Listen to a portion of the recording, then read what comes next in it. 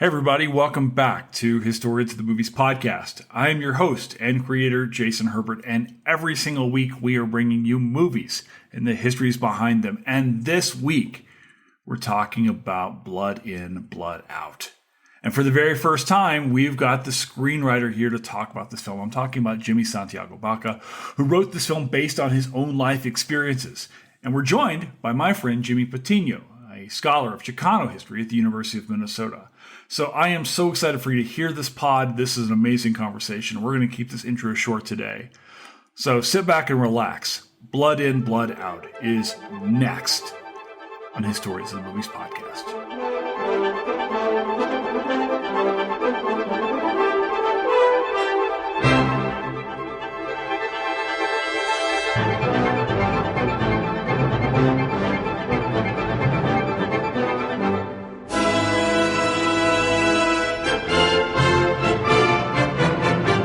Well, I'll tell you what, we'll rock and roll here. We'll get going. You guys want to introduce yourselves and talk about who you are? Jimmy, you're our guest of honor. You want to go first? Jimmy, you go ahead. Jimmy Patiño. Okay. Hi, everyone. Jimmy Patiño. I teach at the University of Minnesota. I'm in the Department of Chicano and Latino Studies. I'm a historian by training.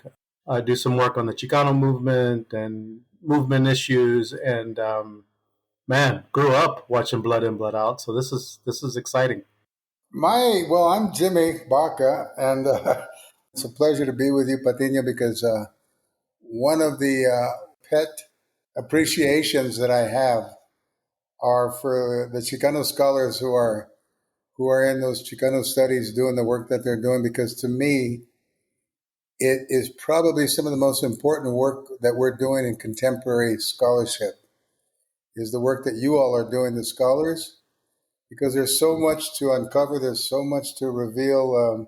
When I was reading Diaz's book on the conquest, or when the Corn Mothers went away, that book, I realized, holy mackerel, man, there's so much here that none of the Chicano people really know, or they're not in education, they're not in curriculum, they're not in lesson plans. So it's an honor to be here with you. And Jason, likewise, for you, to put something together like this, I'm glad I came on. Well, thank you, Jimmy. One of the things we wanted to be able to do here is really kind of broaden the audience here and talk a lot about diversity and do a lot of different kinds of history out here. And, Blood In, Blood Out has so much to say about Chicano history, about Los Angeles, about the 70s, the 80s, and like a lot of guys, Jimmy and I were talking before we came on about how much this film, a lot of us have reflected on this film in the last several years. And, as I read, as I kind of prepped up for this pod, I was kind of reading about what this movie means to so many people. And, the cultural relevance of your work, Jimmy, is just you're the first screenwriter we've had on Historians of the Movies podcast. And the entire idea behind this is to really take film and then historicize it and talk about what this really means. And I couldn't be happier to have somebody on here like yourself, whose work has really just, meant so much to so many different types of people. And I think that's really what we wanted to kind of talk about, was really your work as this primary source of history. So I'm giddy that you're here today. So I'm glad you're here, man. It's hard for me to put Blood In, Blood Out. It's hard for me to frame it in a historical sense, because culturally I can do it, but I had a problem because I was primarily a novelist, essayist, poet. And when they asked me to write it, it took a while for me to agree to do it. But one of the main conditions was that we drive the narrative from our point of view.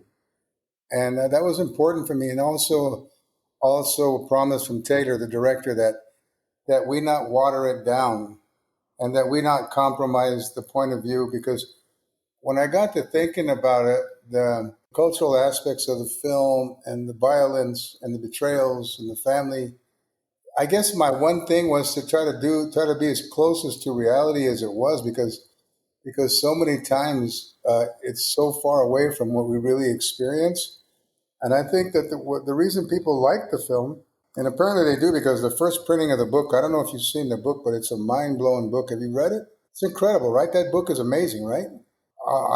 We've sold out the first and second printings in the last 2 months, and they're gone. And he ordered 2 more.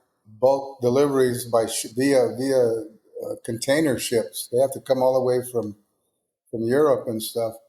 But I was pretty shocked. And then when we went to the LA Book Festival, the LA Times hosted us under a big tent that held, I think, maybe 100, 200 people. But about 600-700 people showed up, completely sold out of all the books and stuff. And then it prompted Disney and Hulu and Max to go ahead and stream it on their platforms, which really blew me away. And then I realized it was sort of like a growing realization how big Blood In, Blood Out was, that there were shops in every city across the country selling merchandise, and that people were willing to pay me $5,000, $6,000, $7,000 to sign their posters. To me, it's way out of my world. I stay home. I'm working on a trilogy, and I'm working on Blood In, Blood Out 2, and I don't really concern myself with the commercial aspects of it. But it's out there, boy, big time, and it continues to grind. It continues to garner more and more accolades and awareness and customers and people and stuff, all over the country and stuff. So it's as big a shock to me as it was to anybody else, that it's still as pertinent as it is today. Yeah, I feel like, Jimmy, it's actually become even like it's entered the discussions now more so. I continue to see this movie as I've kind of come into film and things like that. People continue to talk about this movie so much, and as I went back to watch it the other day, it was a film that it wasn't really I wasn't aware of when it came out. I was in in the early 90s. I'm a teenager at that point in time in Western Kentucky, and it wasn't a film that we were that I was aware of until I became until I got older. And then I sat down to rewatch it the other night and was just completely blown away by this film. And you see why everyone continues to talk about it, because the critiques in it are so relevant, not only in the early 90s or in the 70s and 80s, but all the way up until today. So you've got to feel amazing about that. Yeah, no, we have I think Patiño could probably speak more to this issue than I can, but yeah, no, it was the perfect culmination of the perfect storm, with Taylor, the director, who had done La Bamba, and also he did La Bamba with Luis, and he had also done a documentary with Bukowski. So he knew poetry. He won awards for that documentary early in his career, and then he did La Bamba, and then he grew up with Chicanos in Santa Barbara, and he called me after Luis Valdez. All of this is in the book, which is really amazing, because I'm a book guy. It came about with the photographer Rick Merton, and he showed us on his Instagram that he had 75,000 followers, and that he had been showing him photographs in the movie. And that to me was a revelation. I was like, 75, because I'm not much for technology other than the fact that I use this laptop to write on. But I was pretty shocked. I thought, well, 75,000 people, that's quite a lot, isn't it? He says, there's some sites that have 30 million followers of Blood In, Blood Out. And I was like, you got to be kidding me. And when I traveled to India, and when I traveled to Guam and Hawaii and Japan, in every instance that I went to those countries, I was stopped by people on the street who were telling me in their own words, blood in, blood out, blood in, blood out. And even when I landed in Guam, and we spent a week in Guam, I went down at 4:00 in the morning to the ocean, because they had such beautiful, beautiful water. And about 40 or 50 of the hotel workers gathered down below to greet me, because they all were fans of Blood In, Blood Out. And it was pretty bizarre. And then when we went to the Polynesian islands, we were given gifts made out of whalebone and stuff in honor of Blood In, Blood Out. And the story goes on and on. At a cab in Japan, I couldn't pay the cab driver because he told me, no, Blood In, Blood Out, vatos locos. And I was like, okay. And in India, they had a celebration out of Bombay, in a little village there. They had a celebration for Blood In, Blood Out, and they served pork chops and Jello with $20 bills at the bottom of the Jello. And I was like, anyway, this could go on. I mean, I've gotten invitations from everywhere, but I normally just turn everything down because I'm so busy. I'm trying to finish up a couple of projects, but it shocked even me to realize how popular that film was 30 years later, and how a lot of these marijuana growers were contacting me to pay me if they could use my face on their cigarettes, on their joints, and they wanted to create my character in La Onda was Gato, and they wanted to create Gato gear. I would sign off on it, and I'm like, you gotta be kidding me. So it's good to see that Patiño is locked into the scholarship on it, because we really need to start delving into that and what it means for us as a culture and a people, and how to take from it something that we can actually use as a foundation that we can instill in a curriculum and stuff like that, and show why it lands so strongly in our hearts. Well, I'm not surprised how large it's gotten, how popular the cult following that it's developed. I see it on social media. I mean, like you said, there's pages dedicated to it. People are repeating all the lines from the film, and putting it in context. So I'm really curious how it's resonating with folks right now. For me, at about, 16, 17 years old when the film came out, as a young Chicano kid, man, it was just, I mean, that's where I have to start, right? Is just to thank you for writing it. There weren't many depictions, particularly complex depictions, about Chicano men.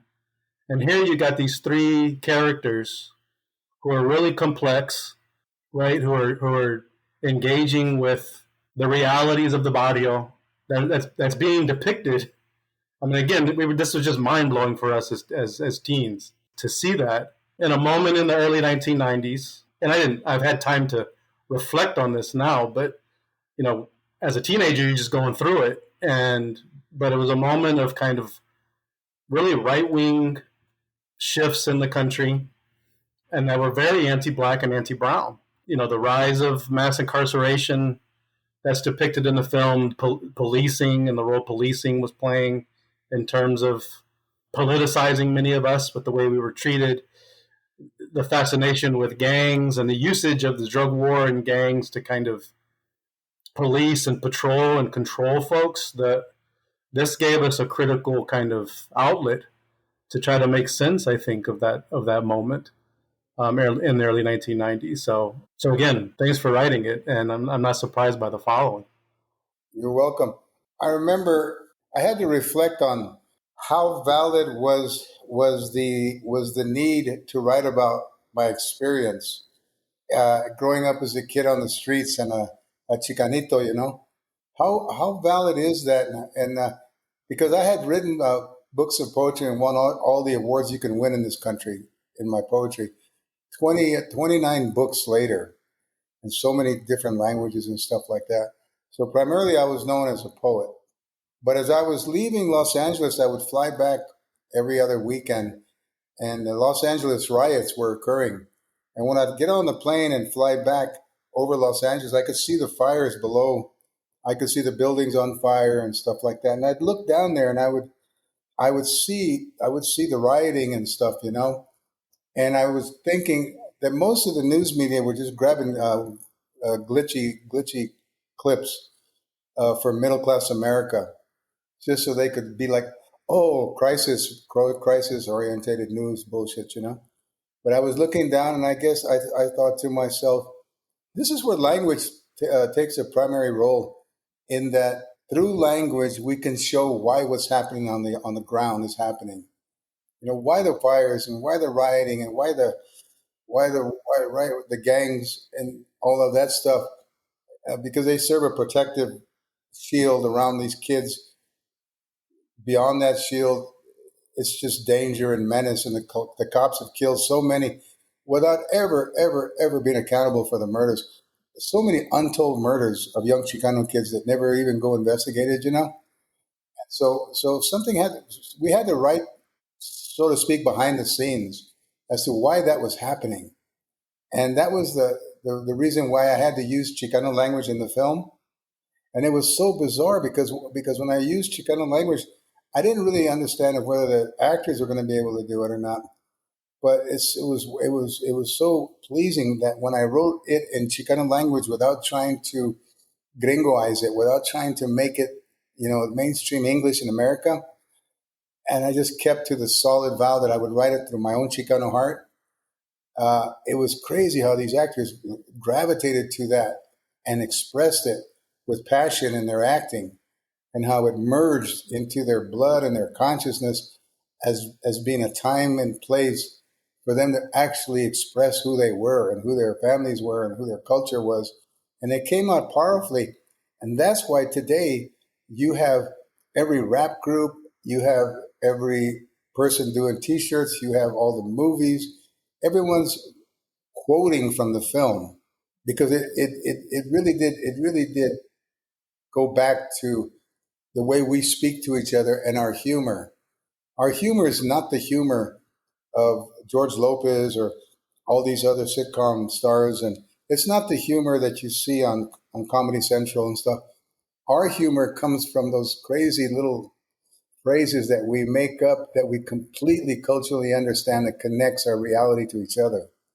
And that's why all those phrases continue to live on in time. I want a little bit of chon chon, or the rabbits, we're like rabbits that go round and round, and how that's quoted on a million T-shirts in this country and sold every day, because those little epithets are symbolic, are metaphors that describe so much of who we are as a people. And interestingly enough, people outside of that experience, the Chicano, the Hispanic organizations, really didn't say much about it. It was interesting that upper middle class Hispanics were quiet because they were waiting for permission to like it. And the beauty of the Chicano on the street, the beauty of the blue collar worker, the beauty of the Chicano who grew up in East LA or any other barrio in America, in San Anto and Las Tripas and San Diego and everywhere else, the beauty of that is that they didn't wait to celebrate it. They celebrated it right then and there. They went out into the streets. They started wearing their emblems. They started speaking its language. They started repeating it to each other. It was like a Cinco de Mayo, but in a truly Chicano cultural kind of way that shows you the power of movies. It's really weird. It's crazy.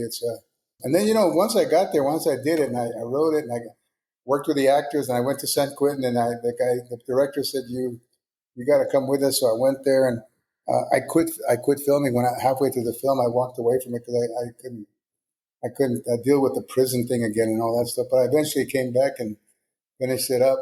But right after that movie, lots of agencies called me up and said, "We want to rep you as a literary. We want to rep you as an agent. We've got 3 movies we want you to try out for. Blah blah blah blah." And I just said, "No, I got to go back and write poetry."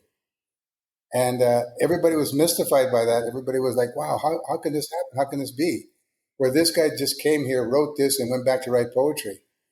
But that was what I did. And there's been more than one investigative reporter from the LA Times and the New York Times who have been sent out to research what happened in LA that made me leave. And after 2-3 years of investigating, literally I sat with the reporter, the journalist, face to face across the table. And the journalist more than once has told me, "Why did you leave?" And I said, "Because I wanted to come back home and write poetry." But they couldn't believe that it was because of that. They had to believe that there was some scandal behind it, right? And I said, "No, it was just I wanted to go." And they said, "Well, we interviewed agents, we interviewed directors, we interviewed producers, we interviewed all the friends, all the women that you knew." And every single one of them said, "No, the dude just left because he wanted to."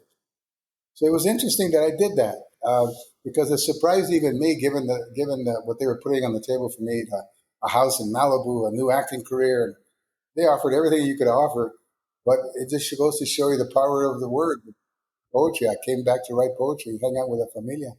Jimmy, I'm wondering, so much of what you wrote revolves around family. I mean, that's the biggest aspect, between our 3 leads in this film. I kept thinking about Aunt Dolores and the role of women in the family, the idea of the neighborhood as this extended family unit. Then, of course, the prison scenes themselves where, Miklo is trying to find his own family there as well. I'm kind of wondering if we could kind of talk a little bit about, how you were conceptualizing family as you were kind of bringing that to the page and trying to explain to the viewer what this meant for these young men, in the 70s and 80s as they're kind of growing into their own adulthood. Well, that I'm an orphan, right? I don't have parents, right? So I've had to come up with a different way of having a mother, because when you don't have a mother, it's the most fundamental trauma that you can never shake off. It appears in so many ways, and in your addiction, and your alcoholism, and your violence, and your inability to be a father, and your inability to be sensitive, your inability to be affectionate. It goes on and on and on and on and on. But the one thing that you really can't argue against is that we're born in diapers and we die in diapers. I mean, you get to be an old guy and you're toddling around in diapers. I mean, it's so funny. But the person that's there in the beginning is a caretaker for you, is your mother, and the person is there in the end. Interestingly enough, though, in prison, some of the guys, since I didn't have a mother, I was very, very partial. I adopted a lot of mothers through literature. So when I started reading all the Russian novelists and Chekhov's short stories and Turgenev's hunting stories, and then I began to write using the persona of the person who had a mother in my imagination, it brought out a lot of the grief and it brought out a lot of the joy of having a mother. So I adopted a lot of people in literature as my mothers. And that seemed to work for me. And then poetry, of course, became my mother. Whatever attributes you give to a mother in real life, poetry took on those attributes in literature for me. I began to write poetry, and it gave me affection, it gave me love, it gave me hope, it gave me dreams, it gave me all these beautiful things that mothers give you, and more. So poetry, to me, it had a feminine aspect at its very center. And everything you can say about a mother, you can say about poetry when you're composing it or writing it. It's such an extraordinary metaphysical reality that I think Borges probably said it best. I mean, Borges, he kept grappling with that idea that literature was the most feminine manifestation, that kept us human, that kept us alive, that kept us getting out of bed, that kept us yearning, for mother's affection and stuff like that. It's a beautiful thing that he was able to say, and the way he spoke and wrote, how using literature was a great, great, great primordial mother. That you could take your filth to and take your truth to and take your fragility to. It's a beautiful thing. And with Chicano people, I used to be in the visiting room, and this is so long ago that I've almost forgotten about it, because I've gone through a lot of transitional changes in character and sensibility. I mean, I've gone through a lot of different me's, new me's, old me's, and I've sloughed off and shaken off a lot of who I used to be. So it's hard to go back 50 years and see that person that I was. One of the things that was interesting to me was there were guys that would, in Chicano culture, and Patiño can speak to this better than I can, but when we get into a conflict with each other, we immediately insult each other's mothers, and there's a lot of Chicano guys who were so traumatized, became so dysfunctional they couldn't operate in society. So you have grown kids living with mothers, 38, 48, 58, and they're still living with their moms. You have this crazy, crazy connection that we hate them, and then we adore them, La Virgen de Guadalupe on every single back you look at in prison has one, And yet one of the phrases we use is chinga tu madre, go after your mother, and it goes on and on and on and on. But you dare disrespect somebody's mother, and they'll try to fight you to the death. So it's a really cruel disassociation and association where you love your mother and you hate her. You expect her to do everything for you, and you hate her because she does, because it keeps you from doing what you need to do as a man. So it's really interesting that we're so tied to our mothers in so many ways. Maybe Patiño can talk to that. I'm sure he can. Yeah, I mean, that's great. I think the theme of familia and community, of course, is central to the narrative. Yeah, I mean, one way I see the film is kind of reinfusing a new generation with kind of Chicano movement values and notions that see the barrio and the family as the site of kind of radical cultural affirmation and I mean, really the site in which to create resistance to kind of the colonial hegemony, right? The colonial power structure. So yeah, it's interesting thinking about the role of the family and gender roles. I think for maybe not for the first time, but I really kind of pieced it together that Dolores, was such a central figure, a grounding figure in the film, the matriarch of the family.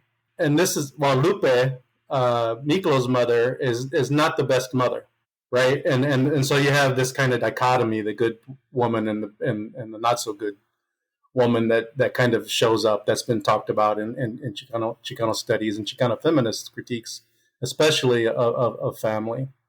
But I remember the scene where Dolores is like telling Paco that Miklo's going to stay in your room, and Macho Paco tries to, no, I'm not sharing my room, with anybody but a woman, right? And Dolores like checks him, right? She puts him in just my house, and you do, and so that strength from a woman in the film, I think, was really important, creating some complexity amongst women characters. I also walked away with, I mean, the idea of creating familia, and maybe this comes from some of your experiences you had, Jimmy, in terms of you had to create familia, like the nuclear family wasn't there, so you have to create familia.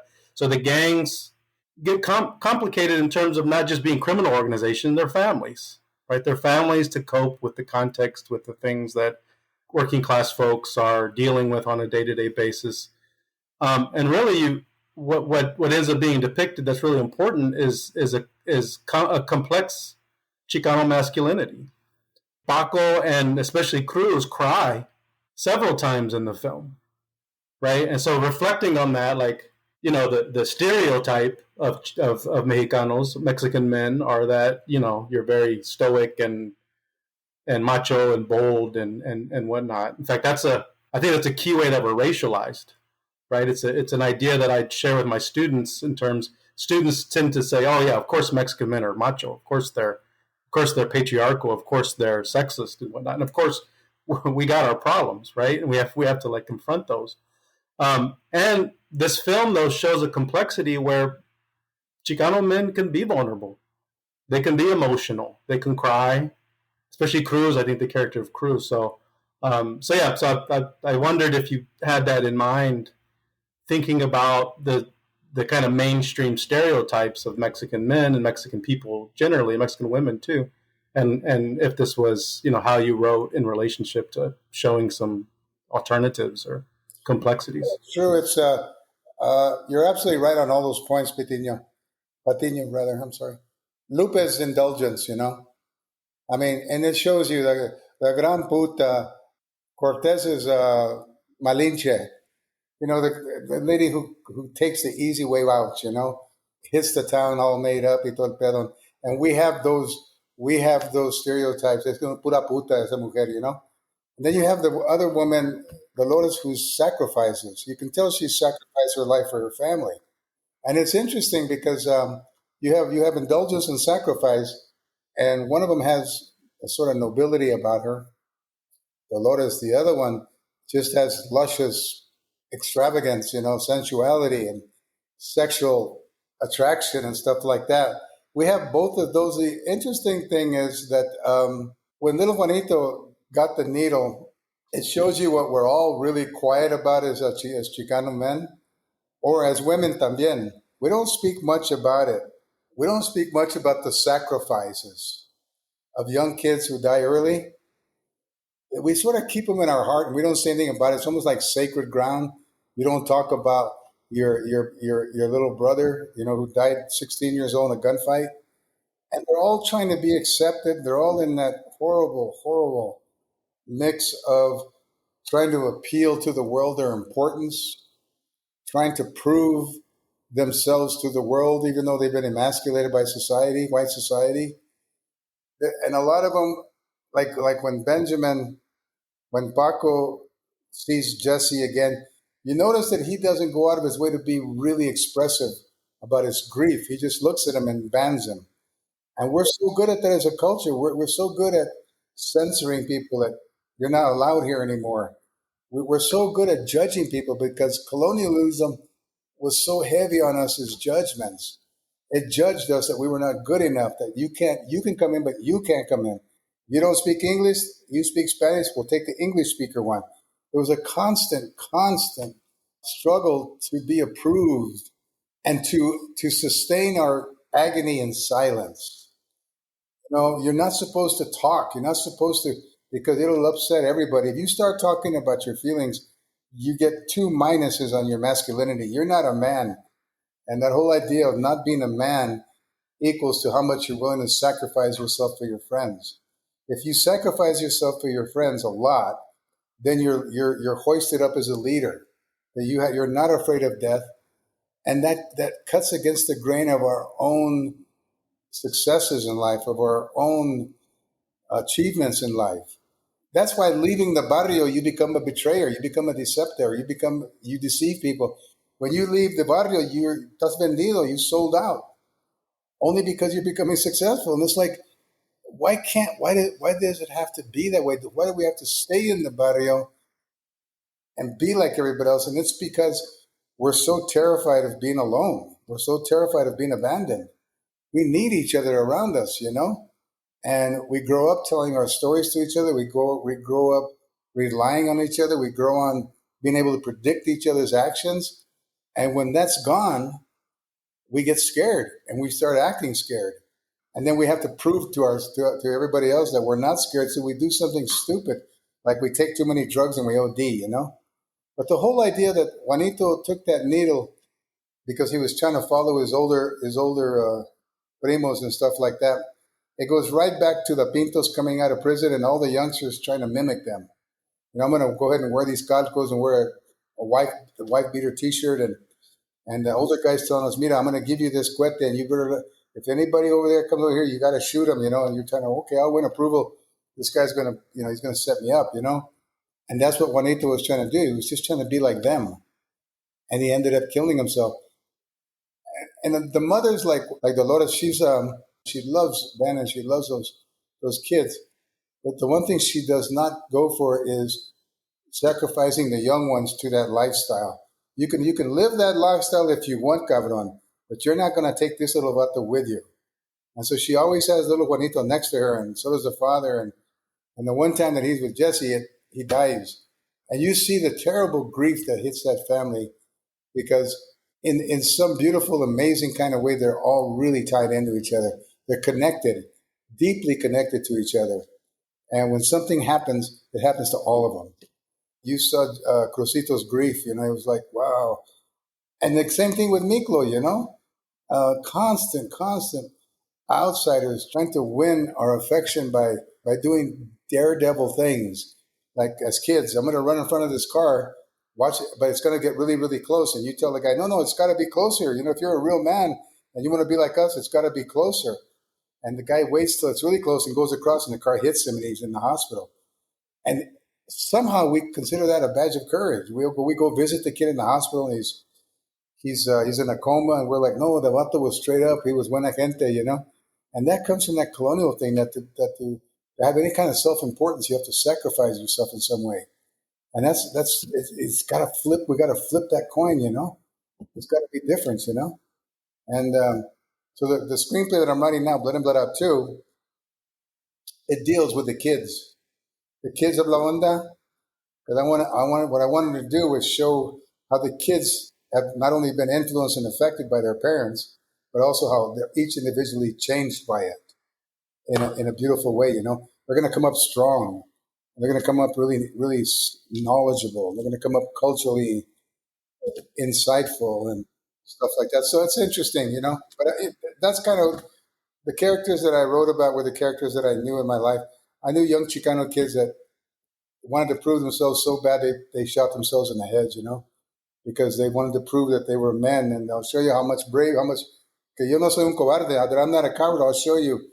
And they flicked the revolver and shot, and it blew their head off, you know. And, you know, then we walk away from that kind of an incident empty-hearted, feeling that why did he have to prove himself, because we loved him anyway. But none of us said that, none of us said, there was nothing around him in our environment to show that we loved him. And people, when they love each other, they usually love each other in an environment that shows that reflects that love. And in Lupa's kitchen, that love was reflected big time. And the other lady, the actress, she had no, she was only out for a really good time. But yeah, no, it does have all those real pivotal characters that are in our culture. And again, I think people loved it because of that. But most importantly, I think the kids that were your age really loved it because it really spoke to your own experience. It affirmed who you were in a way that wasn't belittling. That was almost a celebration of who you were. Yeah, that's me, man. That's me. And it was cool that nobody was criticizing you. And that's what the film had. It didn't have any criticism of us. It was truly just a celebration of who we were. Jimmy, I'm kind of wondering, and actually Jimmy Patiño as well, because Jimmy, I also read your book in the last 3 days before. Got it over here somewhere on my desk as we were prepping up for this, and I was interested actually in the myriad of relationships between Chicanos and the police. Jimmy Patiño, you write about this, about these deportation and things like that. And we see this in the film too, right? There's all of this different stuff between, say, this antagonistic relationship when they pull the guys over. Paco eventually joins the police. Is it an antagonistic relationship between, say, white police officers in LA at this point in time in the 70s and 80s? Does that change over time? Does that relationship ever evolve at all? That's a great question. And the time period of the film, from the early 70s to the early 80s, which is somewhat coincidental. That's kind of the time period of the book where I look at the Chicano movement and trying to address kind of immigrant rights issues, which get sparked by different examples of brutality, right? From local police to vigilantes to the Border Patrol. And I think, I think initially, I think Montana says, white's the system.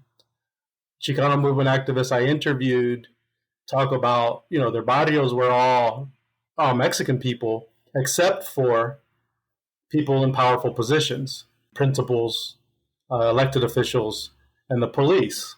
And the police were a pretty constant presence in their lives, a negative presence in terms of policing literally where they could go, where they couldn't go. And then sometimes, that led to certain forms of violence and repression.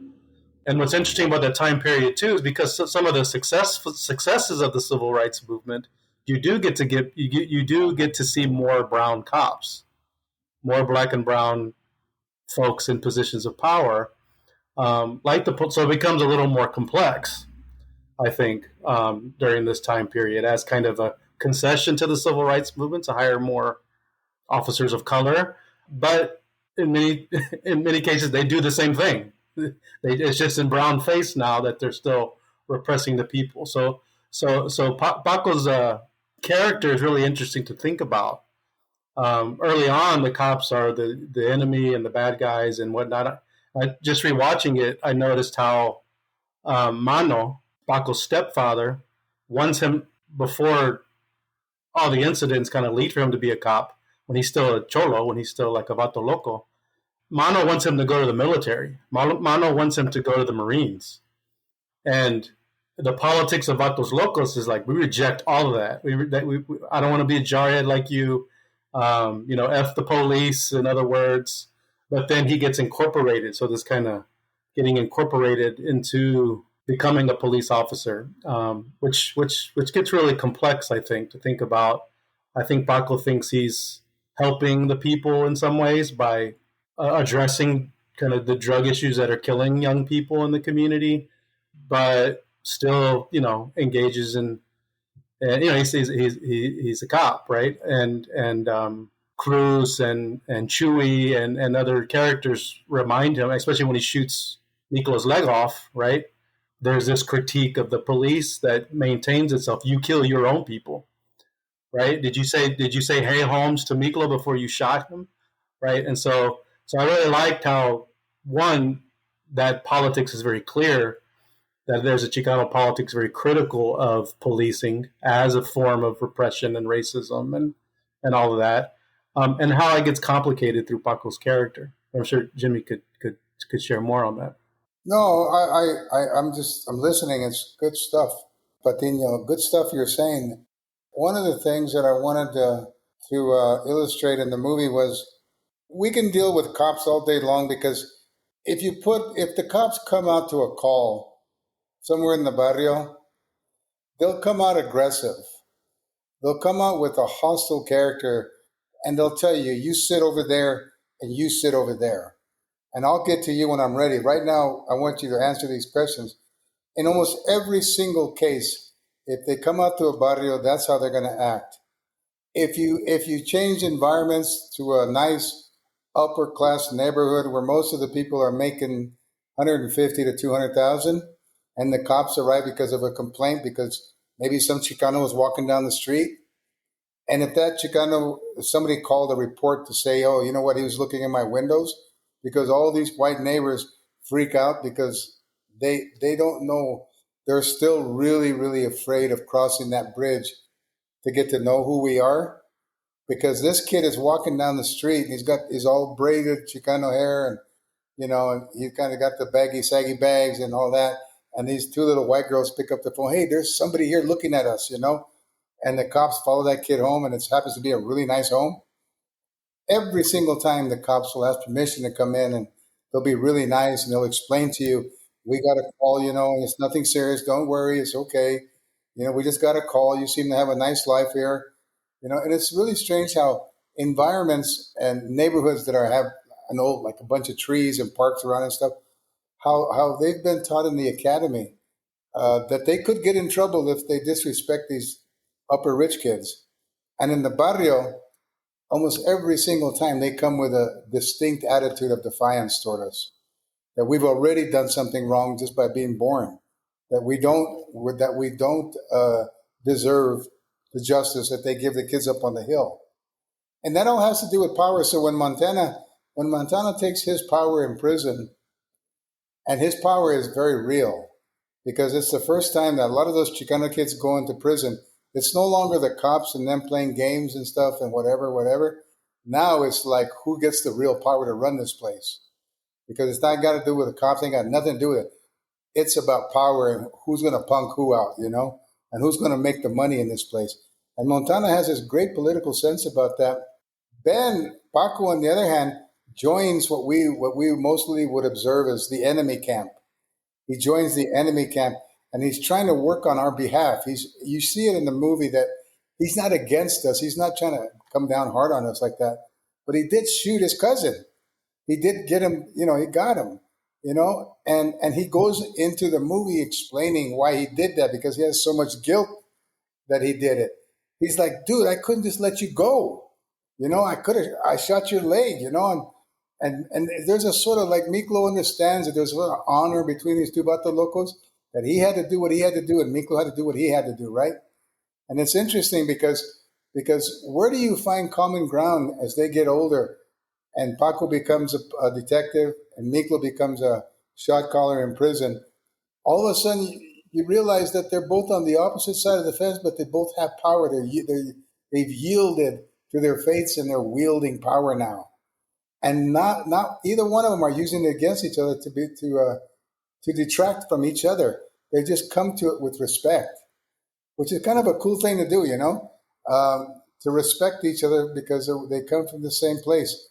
And I've encountered that in my own life with policemen that are Chicanos. And I come up with a really bad attitude, when I'm like, pinche vato jodido. And I come off like that. And then all of a sudden, the guy's giving me a ticket and I start asking him, hey, well, where are you from? And what's it like to be a Chicano cop? And before I know it, we're talking like we're both friends. And this actually happened to me. I was like, man. And he says, and I said, look, I live around I got stopped one day because I told his vato, I dropped my kid off for a baseball game. And the guy was behind me talking to two ladies. And I waited and waited. And he wouldn't move until I finally just honked the horn and went like that to the guy. What are you going to do? So he moved up. And then I took off from the baseball field. And then he turned on his lights 5 minutes later behind me. And I was in my pajamas because my son just got me out of bed. So I didn't have a license, I didn't have insurance, I didn't have my seatbelt, I didn't have anything. And the vato comes up to me, but as he's filling out the tickets, he has a Chicano flag on his lapel for the field workers in Delano. And that really interested me because on this side was an American flag. And I asked him, I said, what's that? And he came straight out and told me, he says, that's because I'm a proud Chicano. And I was like, whoa, dude. And then he said to me, and by the way, he said, that was my wife and daughter. And all of a sudden that came into like respect for the familia. And so I immediately apologized for telling him to move because it was like a violation of familia, you know? And then when I apologized to him, he seemed to notice who I was, but didn't know who I was. But he said, you look very familiar. Have I arrested you before? And I said, no, you never arrested me.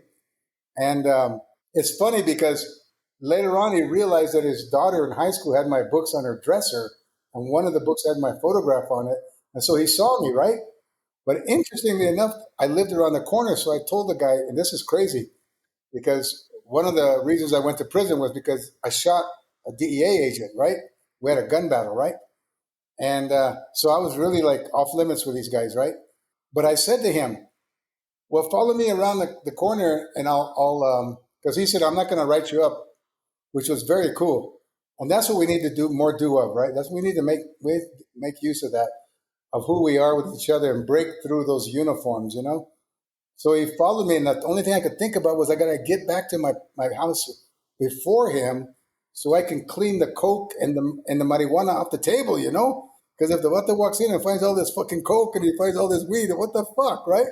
So I had to like get there first, but not make him think I was trying to lose him, right? So like I was like every time he turned a corner, I would turn a corner. And so when I got to my house, I ran in as fast as I could and scooped everything off the table, right? And then I went out and said, hey man, welcome to my house, you know. But it wasn't like a nice white person's house. It was a Chicano's house, right? So he walks in, and then the first thing I tell him is there any way you could take your gun off and put it on the mantle because it makes me nervous, bro?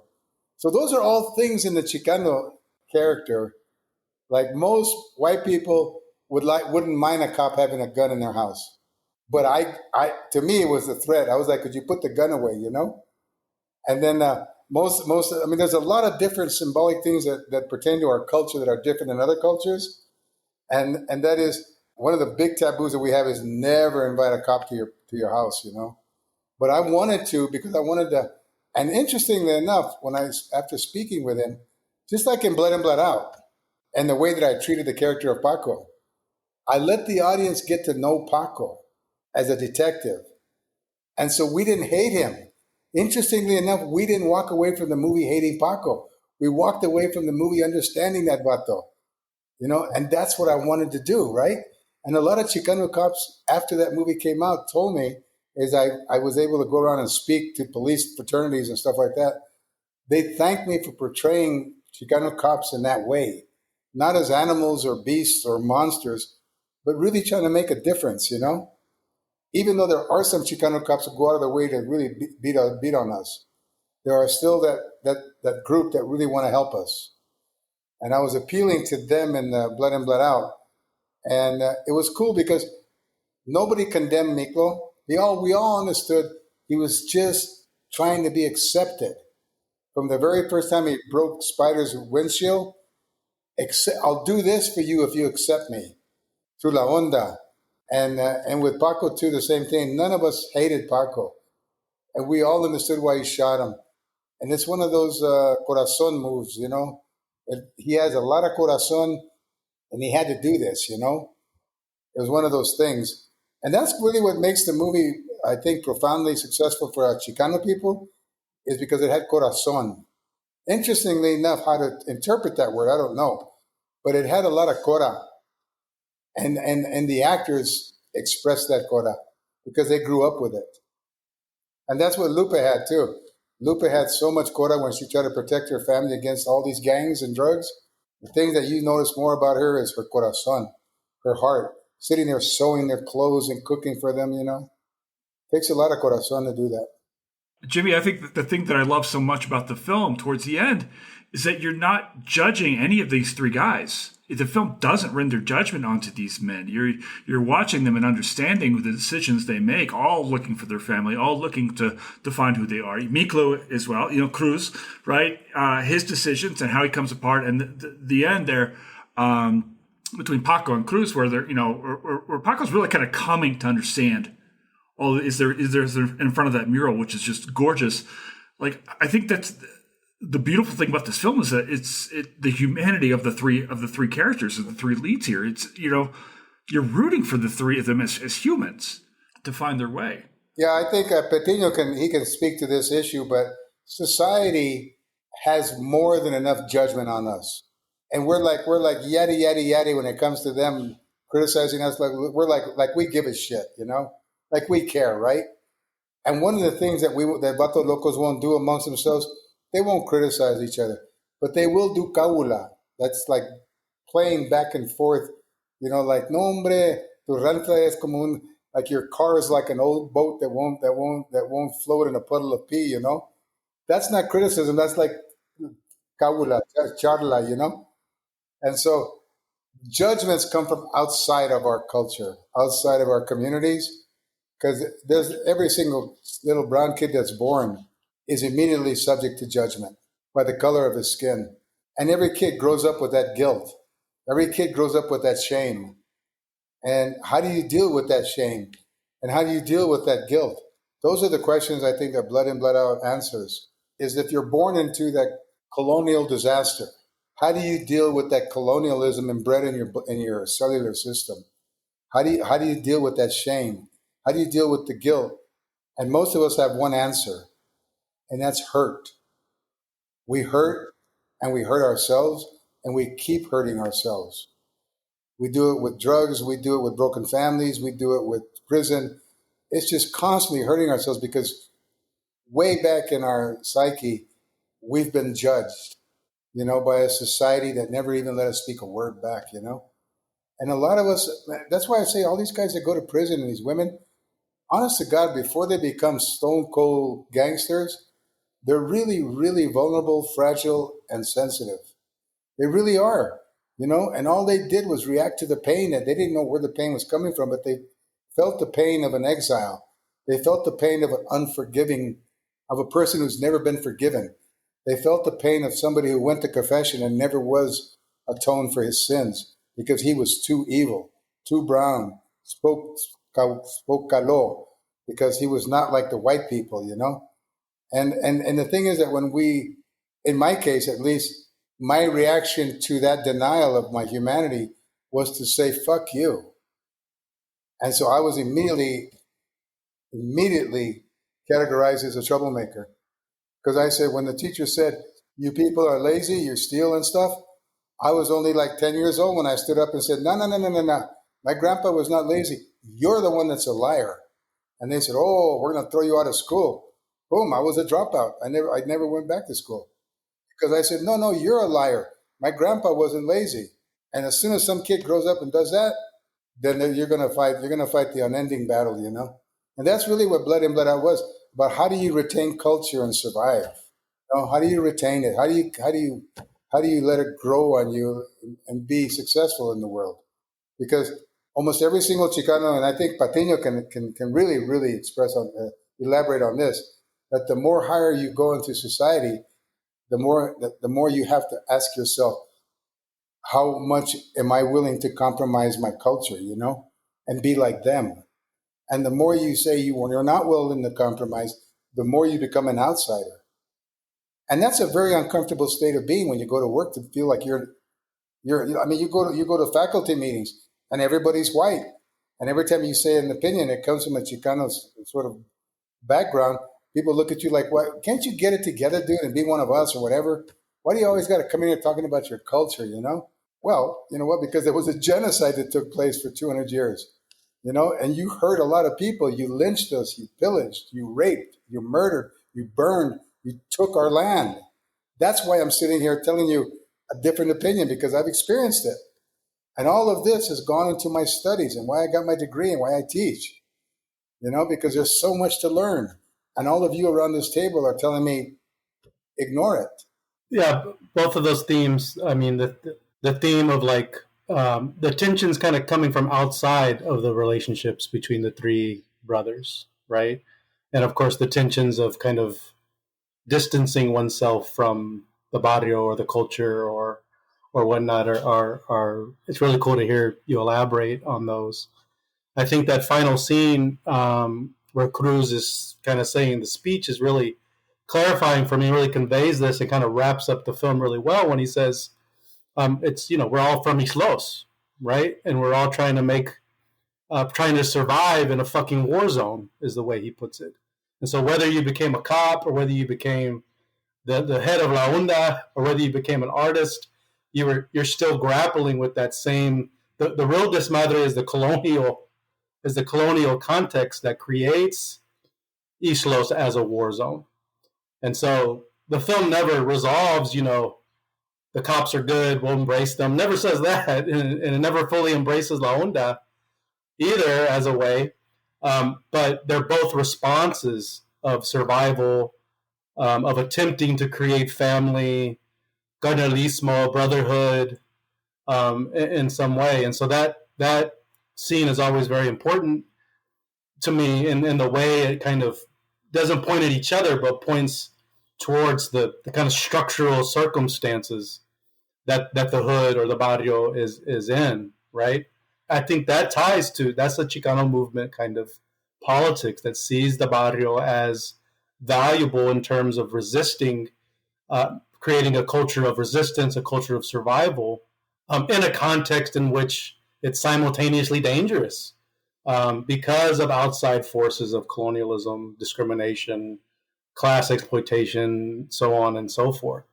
So it's cool to hear Jimmy unpack that a bit. And I did notice this round in watching the film, what you just described, Jimmy, in terms of how uncomfortable one becomes when they leave the community or begin to become successful. So of course, Baco, it's obvious becoming a cop, how far away from the community that makes them, and all the the disorientation and tensions that brings up in him and his family and his people, right? I noticed him more closely with Cruz this time, though, too.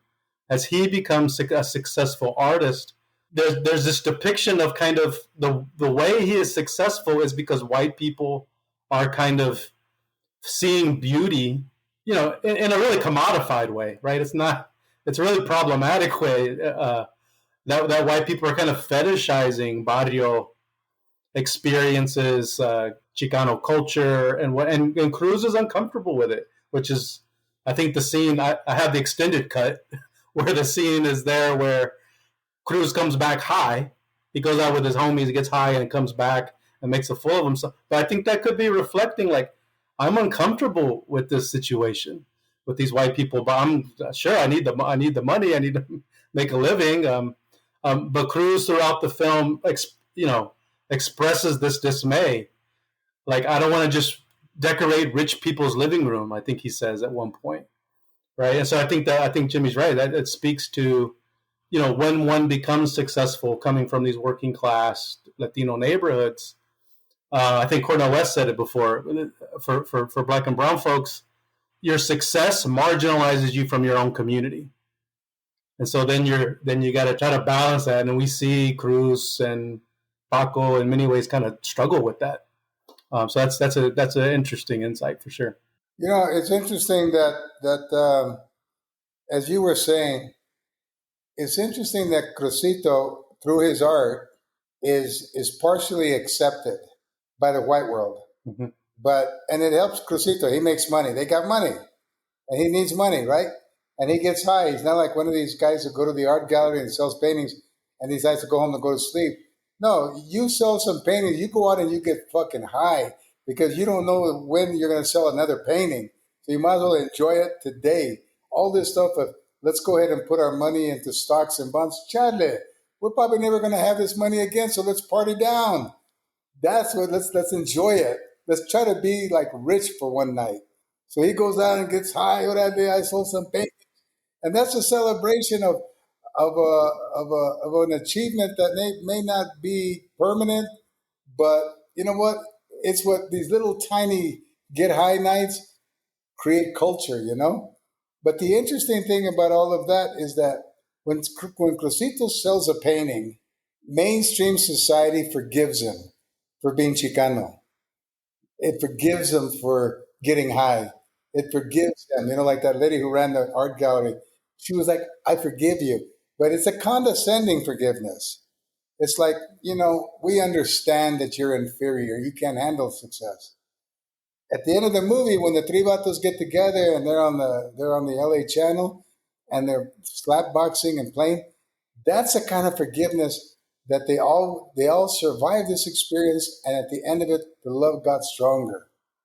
So that's like a forgiveness from Chicanismo, from Vatos Locos to each other, as opposed to the forgiveness that we receive from mainstream society when we contribute something to it.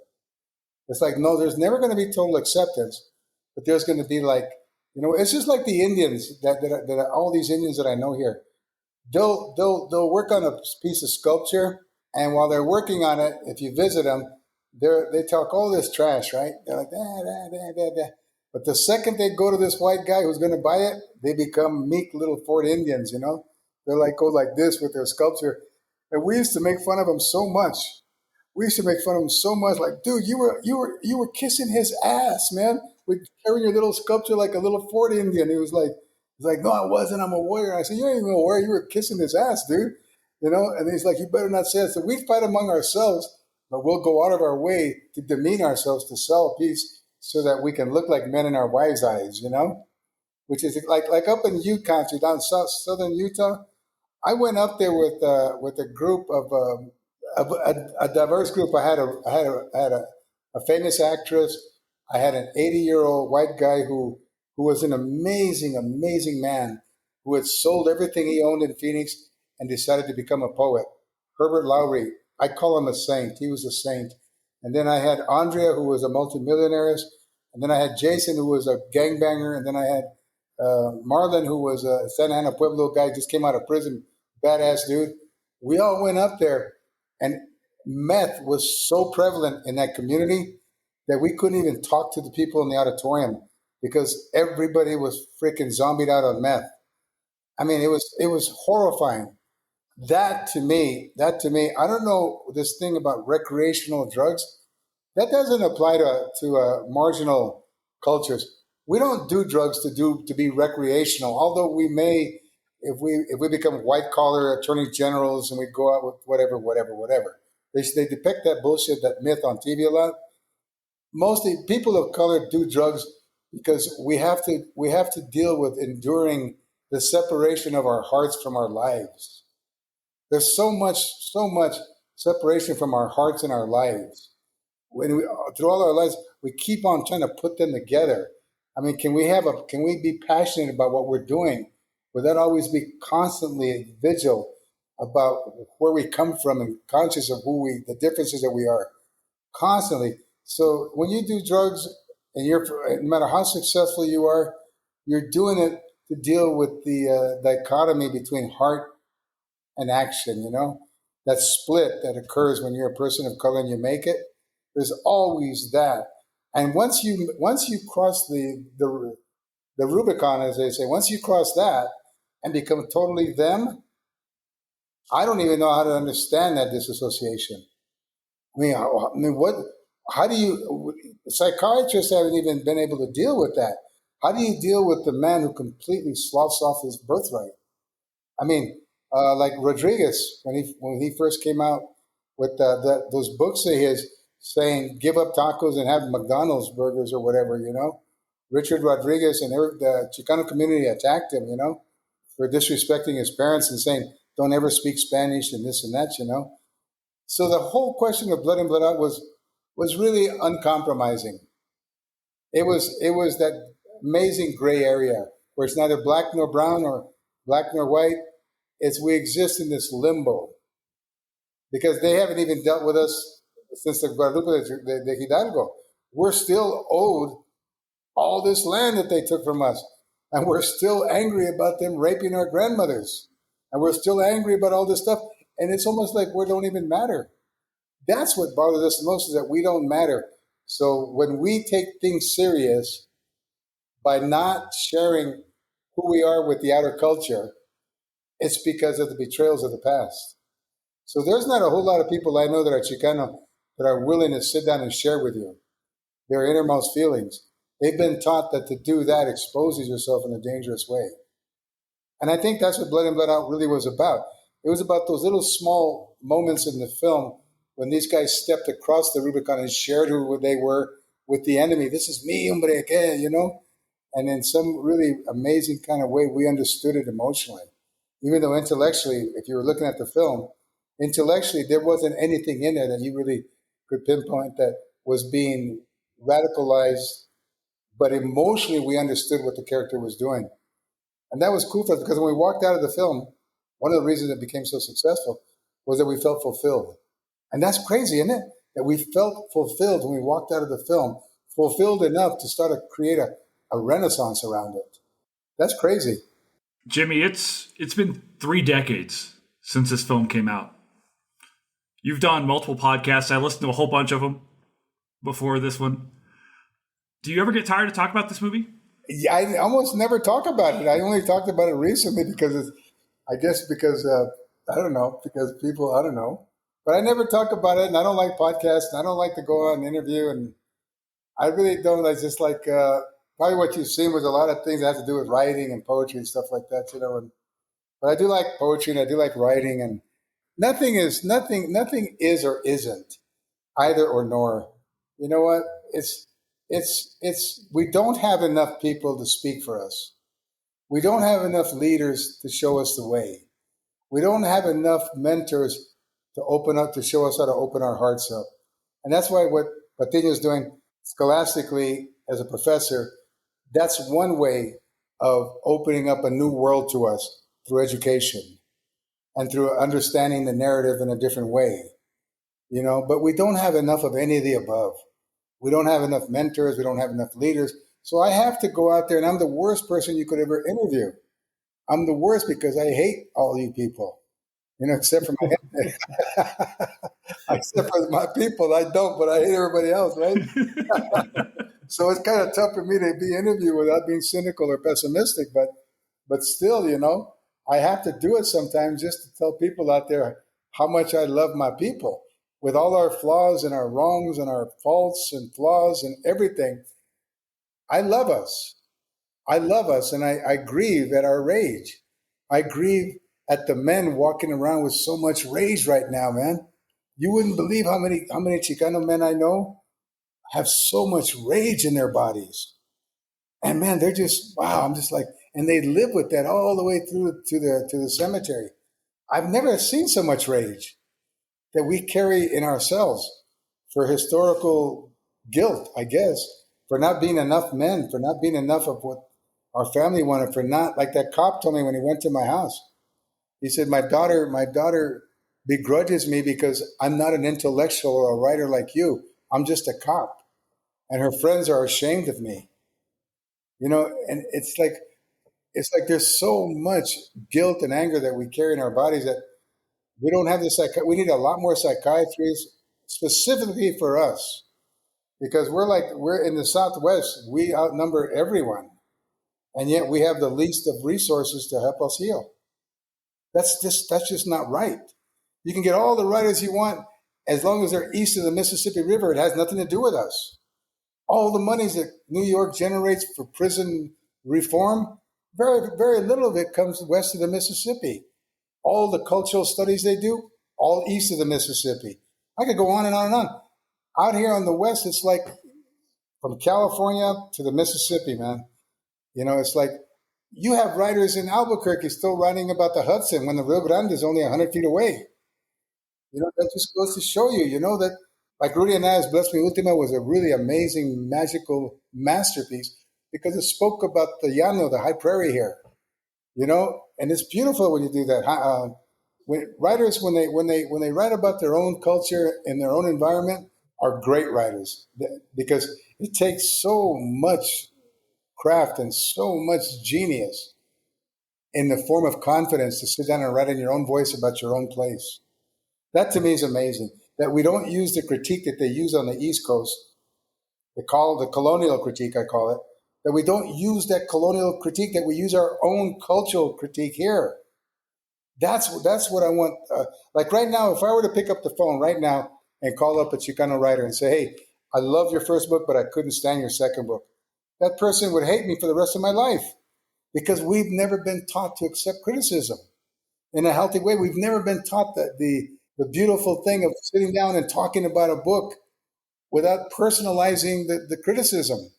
We've never been taught that. Like if Patiño told me in this thing, I can't stand those 3 other books he wrote, they were shit, I'd be like, well, fuck you too, That's I don't want to do that. I want to be able to talk about it in a really intellectual way, the way Borges talked about literature, and find out what the insights were that Patiño found, correct those insights and improve. But when you try to tell somebody something about how to improve something, they take it as a personal cut. And you know what? Get out of my face, dude. And that is a colonial thing that we inherited. It was a way of damaging us and a way of keeping us from bonding with each other. Is that when I criticize you, that means that you are inferior and deplorable. It doesn't. We don't criticize to help you improve something. We criticize to show you how inferior you are. And you know what? That's all colonial stuff there. So Blood In, Blood Out didn't do that. Blood In, Blood Out said, you know what, dude? We got our faults. You know what? Pero que hombre, ándale, vámonos. It's like we just threw it like salt over the shoulder and said, let's get in the car and ride, baby. That's our response to it, I'm wondering myself why Patiño never invited me to his university to give a talk. I guess that's going to happen. Jimmy, why didn't you invite him up to Minnesota? That's right. I'd love to invite you to Minnesota.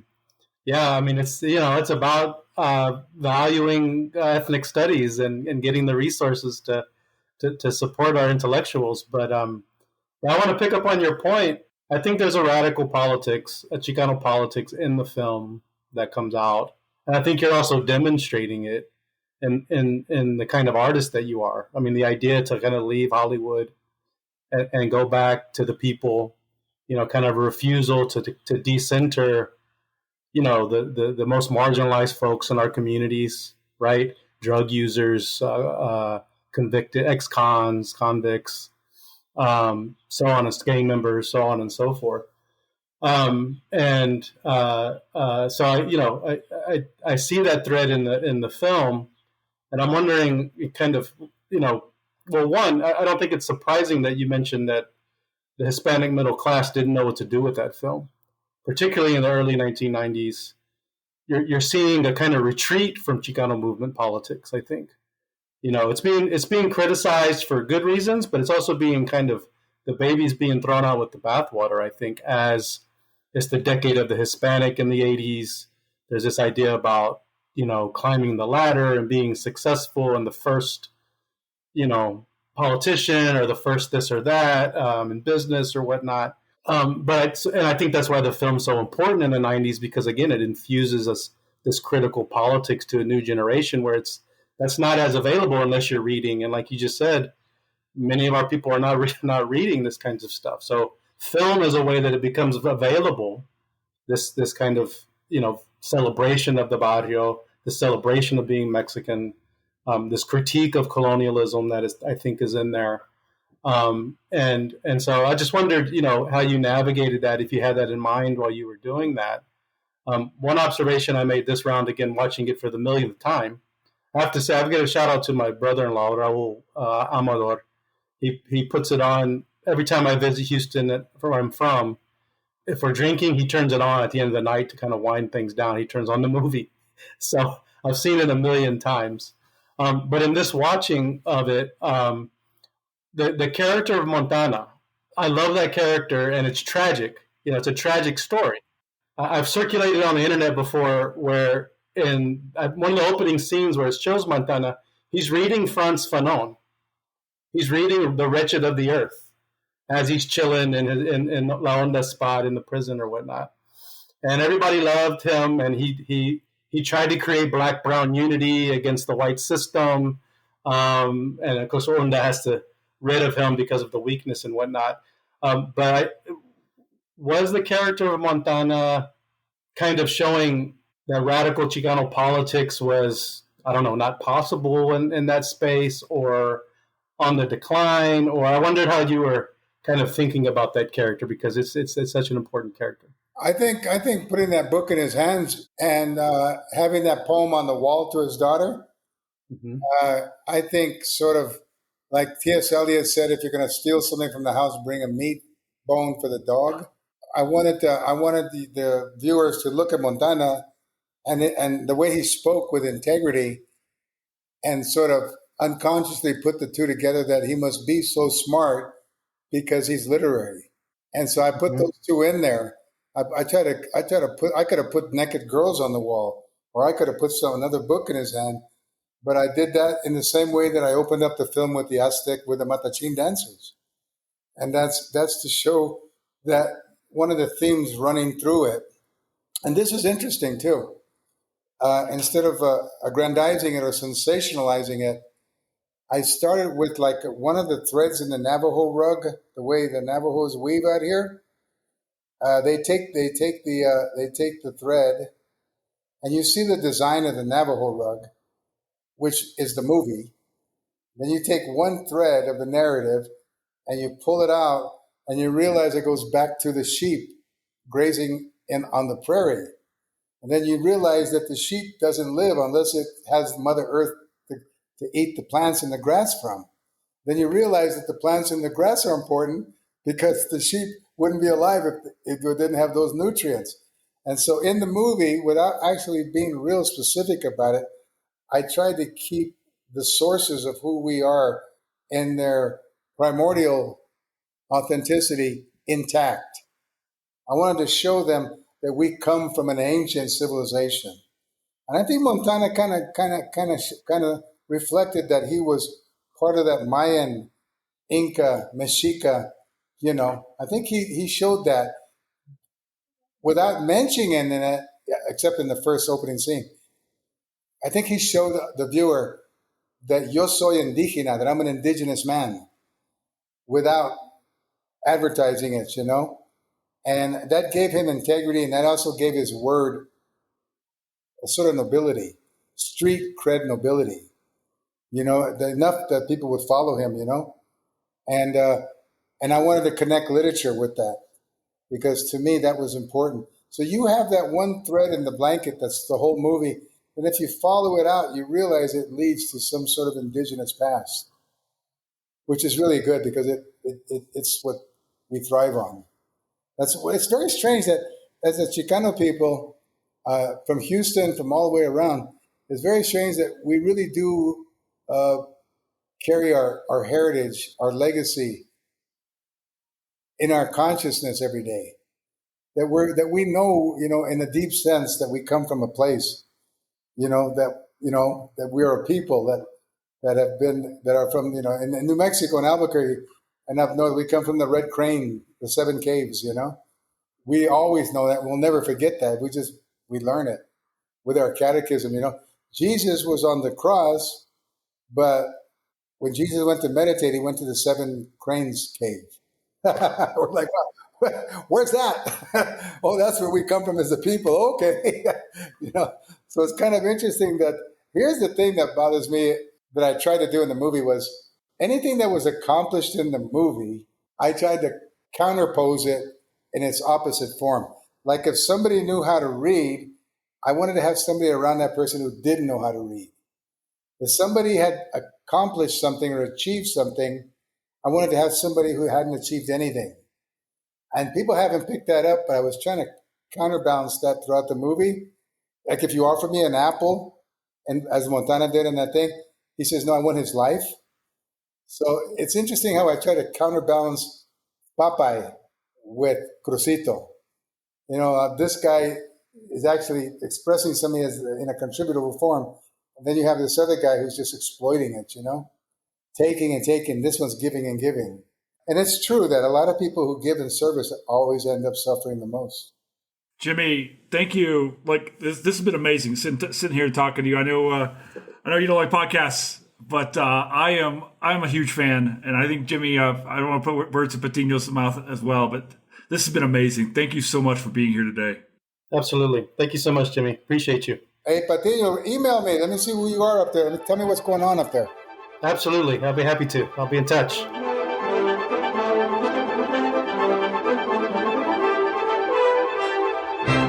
And that's a wrap. Here's the Historians of the Movies podcast. Thank you so very much to our guest, Jimmy Santiago Baca. Jimmy, thank you so very much for taking the time to be here. As well as Jimmy Patiño, my dear friend and colleague. Jimmy, thank you for also being here. Thank you, of course, to Fletcher Powell for continuing to produce this show.